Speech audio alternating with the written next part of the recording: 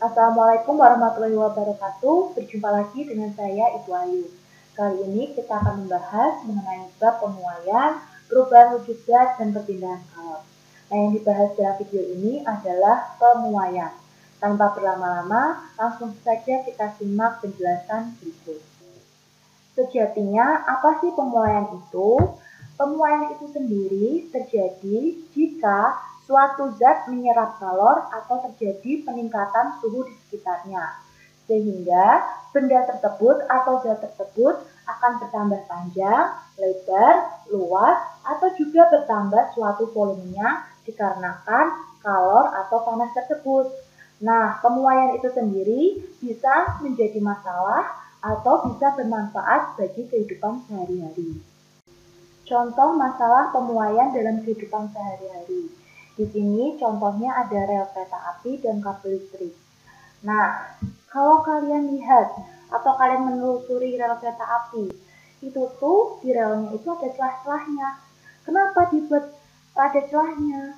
Karena kalau pas siang hari, pas panas-panasnya, kalau nggak diberi celah, maka rel tersebut akan melengkung karena dia mengalami pemuaian. Lalu nih ada lagi kabel listrik, itu dibuat kendor loh, ya kan? Ini dibuat kendor. Kenapa dibuat kendor? Soalnya pas waktu malam hari, pas lagi dingin-dinginnya, kalau kalian amati, dia akan menyusut ukurannya, ya. Jadi biar tidak putus, maka dia dibuat kendor. Paham ya? Coba kalian analisis lagi masalah lainnya yang terjadi akibat pemuaian. Ternyata selain menimbulkan masalah, pemuaian itu juga dapat bermanfaat dalam kehidupan kita. Misalkan saat pemasangan as pada roda kereta. Nah, ini dia memanfaatkan pemuaian. Lalu, keping bimetal pada alarm kebakaran. Nah, alarm kebakaran itu dia memanfaatkan pemuaian keping bimetal ini. Jadi pas waktu melengkung, karena adanya suhu panas, maka alarmnya akan berbunyi. Nah, itu tadi manfaat dari pemuaian.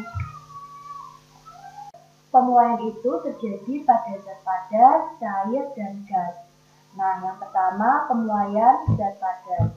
Pemuaian zat padat itu sulit kita amati secara langsung, namun kita bisa lihat pengaruhnya. Contohnya tadi rel kereta api.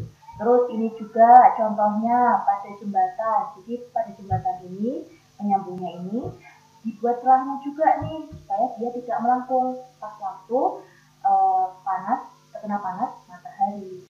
Nah, pada pemuaian zat padat itu bisa terjadi pemuaian panjang, yaitu bertambahnya ukuran panjang suatu benda karena menerima kalor. Contohnya saja, pemuaian pada kawat kecil yang panjang atau pemuaian pada kabel listrik.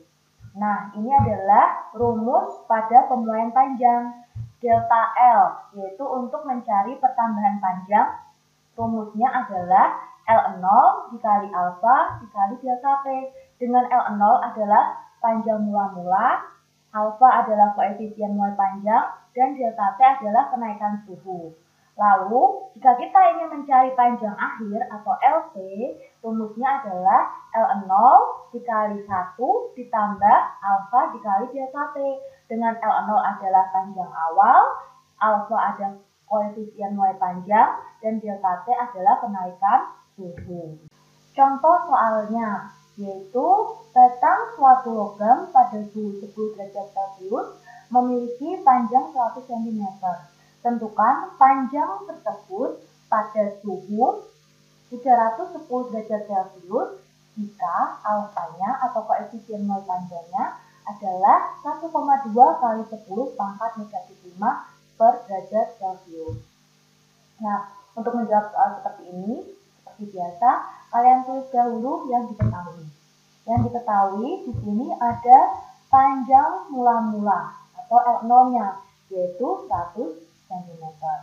Lalu di sini juga diketahui suhu awalnya, yaitu 10 derajat Celcius, dan suhu akhirnya, yaitu 310 derajat Celcius. Sehingga bisa kita cari delta T-nya, yaitu 310 dikurangi 10. adalah 300 derajat. Lalu koefisien muai panjangnya atau alfanya yaitu 1,2 kali 10 pangkat negatif 5. Nah, yang ditanyakan adalah panjang pada suhu 310, berarti adalah panjang akhir, yaitu LT. Nah, untuk mencari LT, berarti kita gunakan rumus L0 dikali 1 ditambah alfa dikali delta T. Menjadi seperti ini, tinggal kita masukkan. L0-nya berapa ini? 100. Kita masukkan 100 dikali 1 ditambah alfanya berapa ini?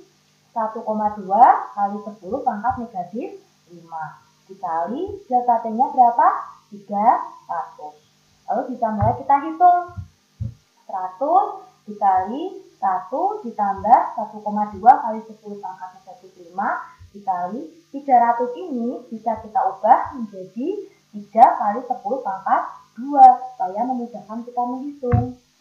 Nah, sekarang kita hitung 100 dikali 1 ditambah 1,2 dikali 3 yaitu 3,6 dikali 10 pangkat 5 dikali 10 pangkat 2, maaf, 10 pangkat negatif 5 dikali 10 pangkat 2 itu adalah 10 pangkat negatif 3.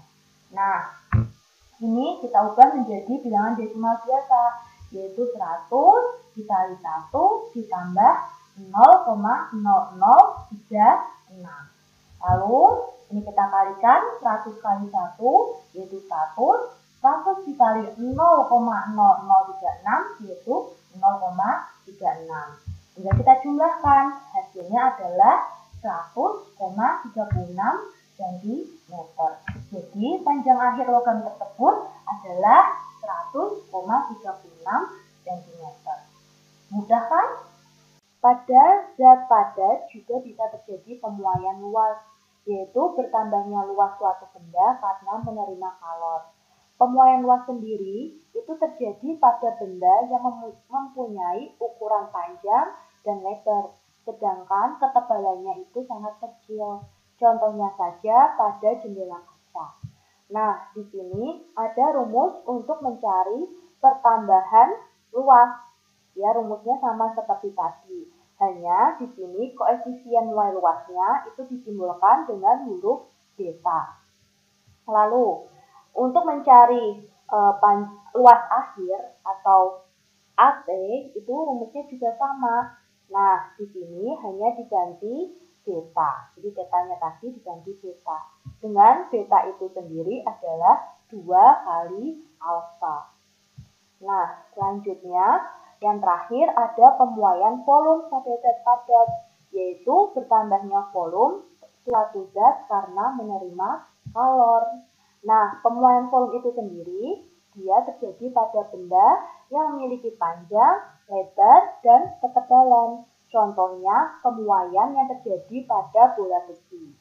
Nah, untuk mencari pemuaian volume, rumusnya juga sama saja. Pertambahan volume atau delta V itu dicari dengan V0 kali gamma kali delta V. Jadi gamma ini adalah koefisien muai volume. Lalu untuk mencari volume akhir, rumusnya juga sama. V0 dikali 1 ditambah gamma dikali delta T. Untuk gamma itu sendiri nilainya adalah 3 kali alfa. Nah, yang kedua, pemuaian bisa terjadi pada zat cair. Pemuaian zat cair dapat kita lihat pada termometer badan atau termometer ruangan.